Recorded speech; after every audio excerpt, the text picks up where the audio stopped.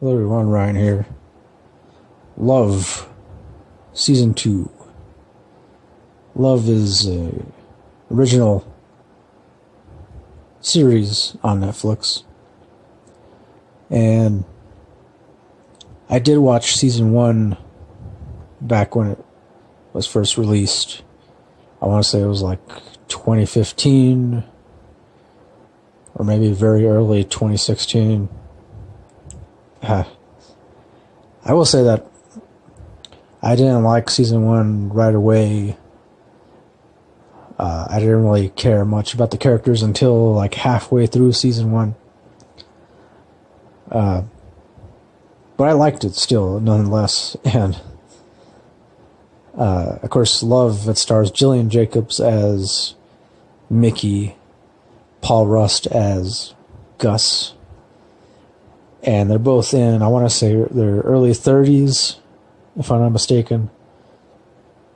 Or possibly late 20s, early 30s. Somewhere around that age. As far as Season 2 is concerned, of course it picks up right where Season 1 left off. Except this time, I guess you could say Mickey, played by Gillian Jacobs, she's much more reluctant to jump into any kind of serious relationship, primarily because she has to work on herself. She happens to be an alcoholic, also sex addict, but she mentions that she's a sex and love addict, which for me that was the first time I heard about that. I mean, I don't know, I guess some people get addicted to just not the sexual aspect of a relationship, but I guess the whole just feeling loved part of a relationship. I don't know, that's how I understood it. If I'm completely wrong about that, hey, let me know. I mean, pretty sure I might be wrong about that. But I guess I do know that's a part of it, I guess, being addicted to the feeling of being loved. And then, of course, she also, I guess you could say, has a drug addiction. But primarily, her biggest addictions are alcohol and sex and love. So because of that, she's reluctant to enter any kind of relationship with Gus, even though Gus, played by Paul Rust, is a really nice guy. But one thing I like in Season 2, Gus is, I mean, for me, I noticed that he doesn't come off quite as, a nice guy that he did appear to be in Season 1. At least from what I remember from Season 1. But because in Season 2, it's more like most of the episodes deal more with Gus trying to wrap his head around, trying to understand Mickey's addictions and trying to be there for her, give her support when she needs it.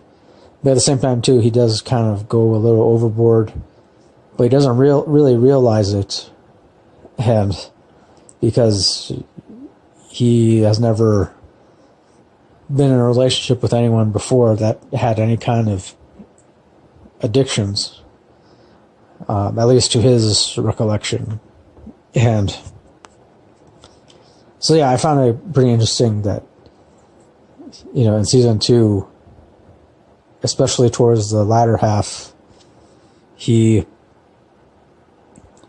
kind of like, he's revealed as being this guy that is not so much that he is truly, I guess, supporting Mickey and being there for her, but it's more like his own selfish way of wanting to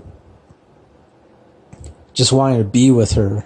And so it's like he's just putting up with it because he knows that, there's no other way that he can be with her. And yeah, he even like fools himself into believing that he has no ill intentions, which I guess he really doesn't, but I guess him wanting to be with her just for the sake of being with her, I guess you could say, comes out as selfish, mostly because he, what's the word, is only seeing it from his perspective, doesn't really see it from her perspective. So, at least not until towards the end of season 2. Then he finally does start to see it from her perspective, and which is cool. And I also like the comedic elements throughout this. Even though I think in season 2 is not really that much, not as much as in season 1, but I still enjoyed it. Yeah, I don't know. I guess mostly the main reason why I like this series is because, to me, it feels like a much more authentic depiction of relationships. And, because it's where, like, because usually, like, in a lot of other series or movies, when they depict any kind of relationship, it's always like either one person is seriously messed up, the other one comes off as all perfect, or both are supposed to be like perfect, exemplary examples of human beings. And but in this one, I guess I mostly like it because it depicts both people in this relationship, or I guess you would say non-relationship, or but it depicts both people as being flawed and imperfect. So, and that's definitely much more true to real life. And at the same time, too, it also depicts the fact that, just because both parties in a relationship are flawed and imperfect, that doesn't necessarily mean that there's no way for them to work around that, or that there's no way for them to embrace their flaws. Ultimately, I guess that's how I interpret it, as, the only way to move past one's own flaws and imperfections and the flaws and imperfections of another person is to just embrace them, completely embrace them, and, just attempt to understand them, understand each other. So, yeah. Overall, I guess I would give it a solid 8 out of 10 as far as any kind of rating goes. So, yeah, of course, it's available to watch on Netflix. Check it out if it sounds like it's something that you might like. And that'll pretty much do it for this series review. I don't know if they're going to make season 3. Maybe, possibly. I don't want to give away the end, but I don't know. I kind of feel like these two characters, Mickey and Gus, it's kind of like the closer they get to each other, the more they find out about each other, and the more they pull away from each other. But then that's another thing too that keeps it real, keeps it much more like real life. So,